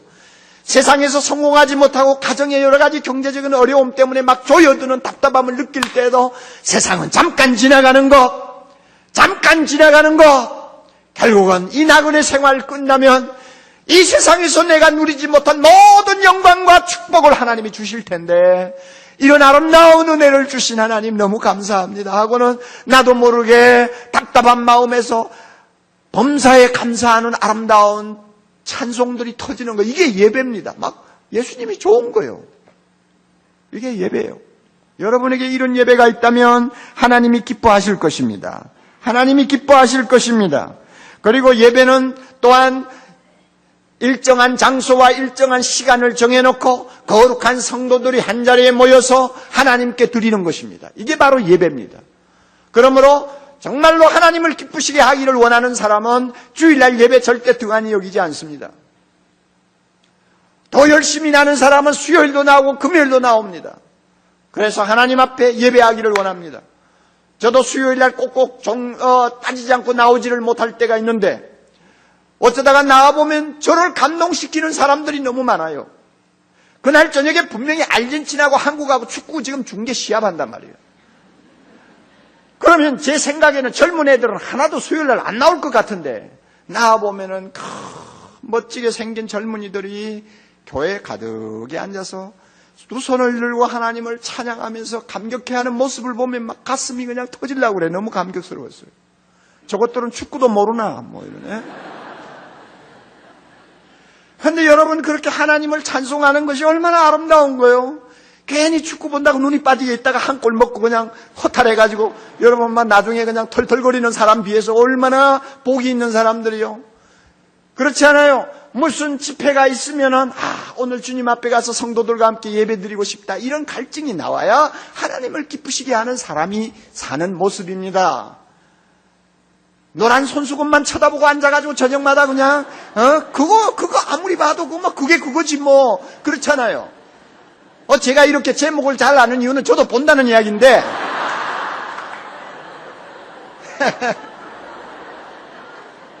그거 다 하찮은 거예요. 하찮은 게 꾸민 이야기 앞에서 울기도 하고 웃기도 하고 광대 노릇하다가 끝나는데요. 하나님을 예배하는 거 세상에 그 어떤 것과도 비교할 수가 없어요. 또 우리가 하나님을 기쁘게 하려면 섬기는 삶을 살아야 됩니다. 하나님이 섬기는 자를 기뻐합니다. 사랑으로 봉사하는 자를 기뻐합니다. 예수님이 세상에 오셔서 섬기는 삶을 사셨잖아요. 예수님이 한평생 하신 일을 보면 3D 업종에 속하는 일들입니다. 가만히 보세요. 성경 보세요, 여러분. 날마다 환자들하고 씨름하는 거 세상에 3D 업종 중에 업종이죠. 그게 쉬운 일입니까? 가난한 자들, 세상에 실패한 자들하고 같이 지내는 것 쉬운 일입니까? 쉬운 일이에요, 여러분. 어려운 일이죠. 병자들을 고쳐주느라고 땀방울을 흘리는 그 일이 절대 쉬운 거 아니죠. 사람들의 비난을 받아가면서 비난의 화살을 받아가면서도 꿋꿋하게 다른 사람을 섬기는 일에 자신의 삶을 바치는 주님의 모습은 그것은 보통 사람이 하는 일 아니잖아요. 제자들의 발을 씻겨주는 것 쉬운 일입니까? 제자들을 위해서 밤새도록 산에 가서 잠을 자지 않고 기도하시는 것 쉬운 일입니까? 여러분, 제자들을 위하여 아침밥을 친히 준비하시는 일이 쉬운 일입니까? 대야를 가지고 와서 제자들의 발을 씻겨주는 것이 쉬운 일입니까? 여러분, 아이들을 품에 안고 아이들을 봐주는 일이 쉬운 일입니까? 쉬운 일 아니란 말이에요. 그것도 모자라서 나중에는 자기의 생명을 십자가에 내주지 않았어요. 예수님은 섬기는 삶을 사셨어요. 그러므로 하나님이 어떤 사람을 기뻐하시느냐? 섬기는 일을 열심히 하는 자를 기뻐합니다. 교회 안에서나 밖에서나 섬겨야 될 대상들이 너무 많습니다. 시간이 좀 남아 도니까 생색 내는 것이 아닙니다. 하고 싶으면 하고 말고 싶은 것이 섬기는 삶이 아닙니다. 하나님을 기쁘시게 하기 위해서 내가 해야지. 하나님이 좋아하시니까 내가 해야지. 이런 마음으로 정성을 쏟아서 남을 섬기는 것. 이것이 우리 신앙생활이라는 것을 기억해야 합니다. 하나님을 진정 기쁘게 하는 삶을 살려면 전도하는 일을 해야 합니다. 선교를 해야 합니다. 복음을 전하는 일, 세상을 구원하는 일은 하나님이 가장 소중히 여기시고 제일 하고 싶어 하시는 일입니다. 그러므로 우리 보고 땅끝까지 가서 복음을 전하라, 내 이웃을 구원하라 이렇게 말씀하시는 것은 하나님이 가장 하고 싶어 하는 중요한 일에 우리를 초대하시는 것입니다. 그러므로 이건 영광이에요. 전도하는 것은 영광입니다. 선교하는 것은 영광입니다. 하나님의 일에 동참하는 것입니다. 그러므로 하나님 나라 가면은요, 오직 영혼을 구원하기 위해서 우리가 수고한 일만이 영원히 남습니다. 영원히 남아요. 선교사들이 저렇게 고생하면서 복음을 전하는 이유가 있어요. 하나님 나라 가면 하늘의 별처럼 영원히 빛나는 자가 되리라고 약속을 했기 때문에 세상에서는 잠깐 초라하게 살더라도 하나님 나라에 가서 영광스럽게 살기를 원하는 것입니다. 여러분, 믿지 아니하는 이웃을 위해서 계속 기도합니까? 내 옆에 예수님을 모르는 사람이 있을 때 담대하게 입을 열고 전도합니까? 세상의 것을 가지고 의시되고 자랑하는 사람을 보면서 너무너무 그 영혼이 불쌍해서 마음 아파하는 일이 있습니까? 선교사를 위해서 날마다 정해놓고 기도합니까? 세계를 가슴에 품고 캄보디아, 중국, 러시아 이렇게 나라 이름을 매일 하나씩 들어가면서 기도해 줍니까? 내가 땀 흘려서 번 돈을 하나님의 복음 전하는 일에 기쁨으로 사용합니까? 만약에 우리 모두가 이렇게 살고 있다면 하나님을 기쁘시게 하는 일을 하는 사람이라는 것을 믿으시기 바랍니다. 우리 모두가 이렇게 되기를 바랍니다. 미타니 야스토라고 하는 일본 사람이 있습니다. 이 미타니 야스토라고 하는 분은 일본의 가네보라고 하는 회사의 회장입니다. 평범한 말단 사원으로 그 회사에 들어가서 나중에 회장이 되었고, 회장이 된 다음에 그 가네보 회사를 일본의 인류 초인류 기업으로 성장시킨 신화적인 존재입니다. 그분이 쓴 조그마한 책이 있어요. 제가 읽으면서 감동받았습니다. 그는 결혼하고 나서 아내로부터 전도를 받고 예수님을 만나게 되었습니다. 예수를 만나서 이제 예수님을 믿고 신앙생활을 하는데, 하루는 아내가 그 야스토 그 자기 남편을 보고 이런 말을 했습니다. 여보, 주님이 기뻐하시는 일을 하세요. 그리고 주님의 증인으로, 복음을 전하는 증인으로 한 생을 사세요. 출세요? 그건 안 해도 돼요. 출세는 안 해도 돼요. 하나님을 기쁘시게 하는 삶을 사세요. 하나님을 기쁘시게 하는 삶을 살려다가 회사에서 목이 잘리면 과감히 그만두세요. 그러면 내하고 둘이서 전도하러 다니면 돼요. 아내가 그런 말을 했어요. 오랜 후에 그 남편이 아내를 놓고 쓴 글을 보면 그때 출세 안 해도 돼요 하는 그 말이 너무너무 가슴에 와 닿았다고 그래요. 왜냐하면 많은 부인들은 출세 하면서 남편을 그냥 뒤에서 몰거든요. 그러니까 남자들이 그냥 스트레스 받아가지고 일찍 죽지 않아요. 그런데 출세 안 해도 된다. 그게 문제가 아니다. 하나님을 기쁘게 하고 살자. 이러니까 너무너무 마음이 편안했대요. 이 야스토 씨가 예수 믿고 나서 세상을 보는 안목이 달라졌습니다. 생각이 바뀌었습니다. 그의 마음속에는 항상 하나님의 말씀 하나가 남아있었어요. 그것이 뭔지 아세요? 갈라디아 1장 10절이에요. 이제 내가 사람들에게 좋게 하랴 하나님께 좋게 하랴 사람들에게 기쁨을 구하랴 내가 지금까지 사람의 기쁨을 구하는 것이었다면 그리스도의 종이 아니니라. 쉽게 말하면 이 본문 내가 하나님을 즐겁게 하는 사람이 될까? 사람을 기쁘게 하는 사람이 될까? 나는 하나님을 기쁘게 하는 자가 되기를 원한다 하는 그 말씀이거든요. 그 말씀을 마음에 담고 살았다고 합니다. 그러니까 그럴 때마다 자주 불이익을 여러 번 당했습니다. 자천을 당하기도 하고 왕따를 당하기도 하고 어떤 때는 회사를 그만두어야 할 위기를 만날 때도 있었지만 보세요. 하나님을 기쁘시게 하기를 위해 모든 것을 포기할 각오를 하고 사니까 하나님이 그 사람을 그 회사의 최고 자리에 올리시고 하나님이 영광 받으시잖아요. 우리 인생 길지 않습니다. 우리에게 있어서 가장 중요한 목표는 하나님을 기쁘시게 하는 삶을 사는 것입니다. 할렐루야. 그러기 위해서는 하나님이 기뻐하는 사람이 먼저 됩시다. 예수님을 닮은 사람이 됩시다. 그 다음에 하나님이 기뻐하시는 일을 합시다.